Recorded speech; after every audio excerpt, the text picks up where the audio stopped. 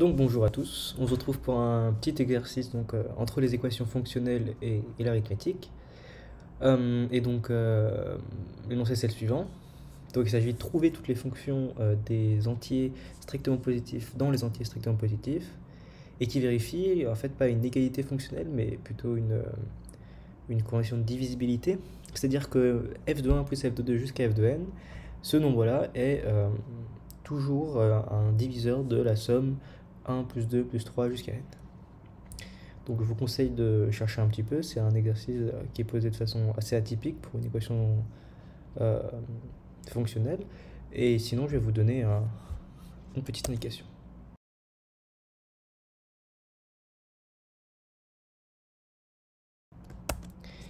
Donc on peut être un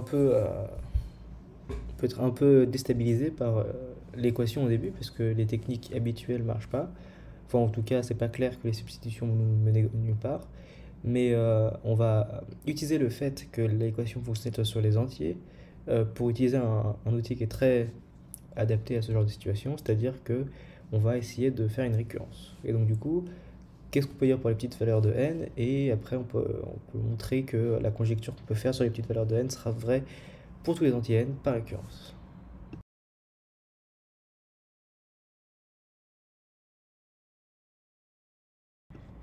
Donc, la preuve, on fait ce que j'ai dit, c'est-à-dire qu'on commence par les petites valeurs de n. Pour n égale 1, on a f de 1 divise 1, et on sait que f de 1, bah, c'est un entier plus grand que 1, donc le seul diviseur de 1 qui est plus grand que 1, c'est lui-même.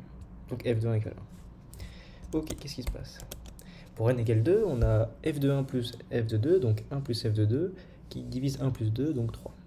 Donc on cherche un diviseur de 3, et qui est en plus grand que 2, parce que f de 2 est plus grand que 1. Donc le seul diviseur de 3 plus grand que 2, c'est 3, et donc du coup f de 2 égale 2.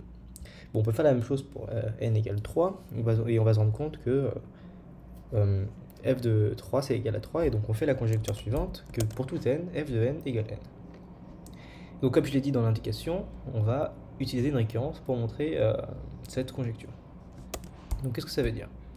C'est-à-dire qu'on va supposer que le résultat est acquis jusqu'au rang n, ce qui veut dire que pour tout k inférieur à n, f de k égale à k, et qu'on va essayer de calculer f de n plus 1.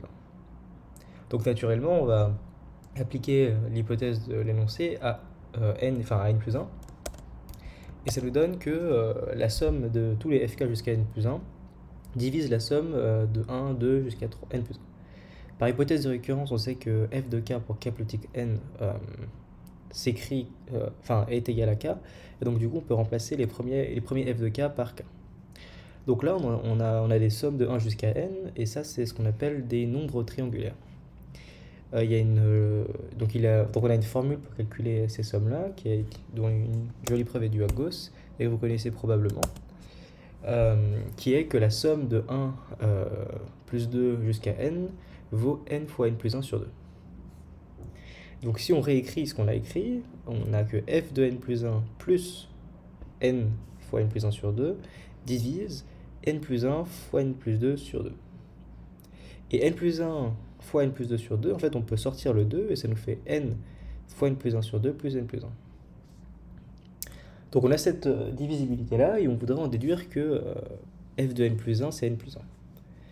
Alors comment est-ce qu'on fait ça?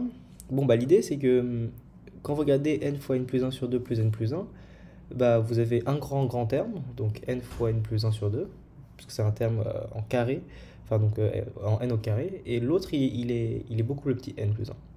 Donc ça veut dire que votre membre de gauche ici, il est quasiment égal à votre membre de droite.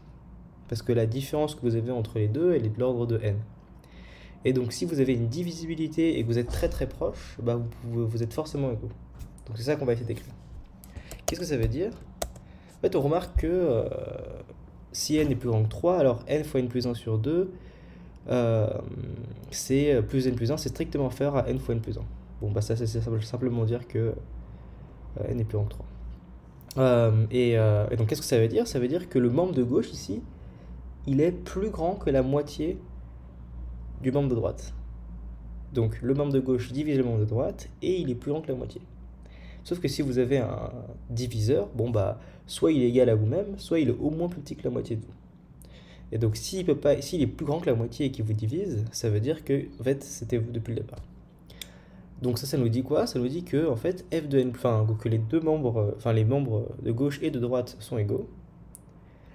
Et donc du coup, en fait, si vous simplifiez les n fois n plus 1 sur 2, ça vous donne bien que f de n plus 1 égale n plus 1 et que f est donc l'identité.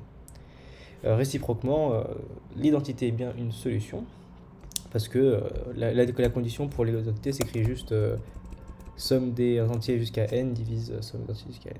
Donc voilà. Merci de m'avoir écouté.